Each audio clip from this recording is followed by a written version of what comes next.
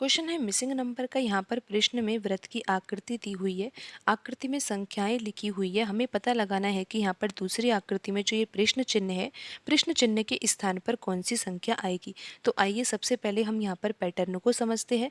तो पहली आकृति से हम यहाँ पर पैटर्न को समझेंगे और यहाँ पर जो पैटर्न पहली आकृति की संख्याओं में लगेगा वही पैटर्न यहाँ पर हम दूसरी आकृति में जो संख्याएं लिखी हुई है उनमें वही पैटर्न लगा देंगे और फिर हमें पता लग जाएगा कि प्रश्न चिन्ह के स्थान पर कौन सी संख्या आएगी।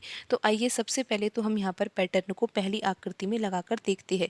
तो यहाँ पर 3 है, 2 है, 5 है और 4 है। इन चारों संख्याओं के द्वारा ही हमें यहाँ पर 28 को लेकर आना है। तो आइए अब हम यहाँ पर समझते हैं कि यहाँ पर कौन सा पैटर्न लग रहा है। आप देखिए यहाँ पर 5 लिखा हुआ है, यहाँ पर 4 लिखा हुआ है। तो हमें क्या करना है, इन दोनों संख्याओं का वर्ग करना है और जोड़ना है। फिर अब हम यहाँ पर क्या घटाएंगे, यहाँ पर ये दो संख्याएं हैं ना, 3 और 2, इन संख्याओं का भी हम वर्ग करेंगे और जोड़ेंगे। तो देखते हैं अब यहाँ पर कितना आएगा। 5 का वर्ग कितना होता है, 25 होता है। 4 का वर्ग कितना होता है, 16 होता है। फिर यहाँ पर माइनस का चिन्ह। 3 का वर्ग क्या होगा, 9 होगा। 2 का वर्ग क्या होगा, 4 होगा। तो यहाँ पर 25 प्लस 16 कितना होगा, 41 होगा। और 41 में से हम क्या घटाएंगे, 9 प्लस 4 कितना होगा, 13 होगा।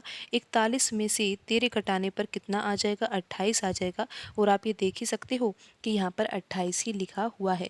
तो अब हम यही पैटर्न यहाँ पर दूसरी आकृति में जो संख्याएं लिखी हुई है उनमें लगा देते हैं और पता लगाते हैं कि यहाँ पर प्रश्न चिन्ह के स्थान पर कौन सी संख्या आएगी। तो पैटर्न क्या है, इन दोनों संख्याओं का हमें वर्ग करना है और जोड़ना है। तो यानी कि 8 का वर्ग प्लस 4 का वर्ग। और यहाँ पर अभी हम प्रश्न चिन्ह के स्थान पर मान लेते हैं कि यहाँ पर कौन सी संख्या आएगी, x आएगी। और अब हमें x का मान यहाँ पर निकालना है। तो यहाँ पर हम माइनस का चिन्ह लगाएंगे और यहाँ पर हम 8 का वर्ग प्लस यहाँ पर x का वर्ग, इन दोनों संख्याओं का भी तो वर्ग करना है और जोड़ना है। और बराबर क्या आएगा, बराबर यहाँ पर जो ये बीच में संख्या लिखी हुई है ना 12, ये आएगी। तो आइए अब हम यहाँ से x का मान निकालते हैं। तो 8 का वर्ग क्या होता है, 64 होता है। 4 का वर्ग क्या होता है, 16 होता है। फिर यहाँ पर माइनस 8 का वर्ग कितना होगा, 64 प्लस एक्स स्क्वायर। और बराबर में क्या है, बराबर में है 12। तो यहाँ पर 64 प्लस 16 कितना होगा, 80 होगा।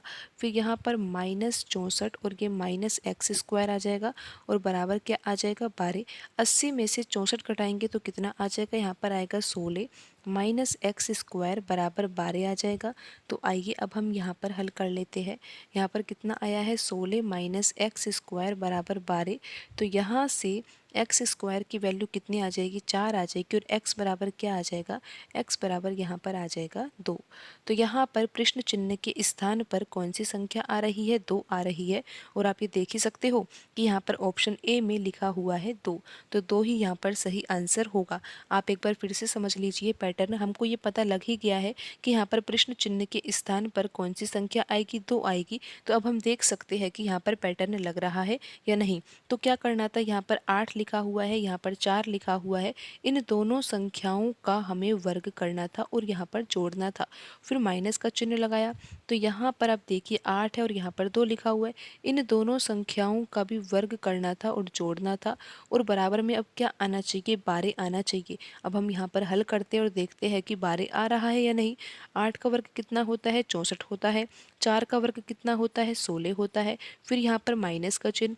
8 का वर्ग कितना होता है, 64 होता है। 2 का वर्ग क्या होता है, 4 होता है।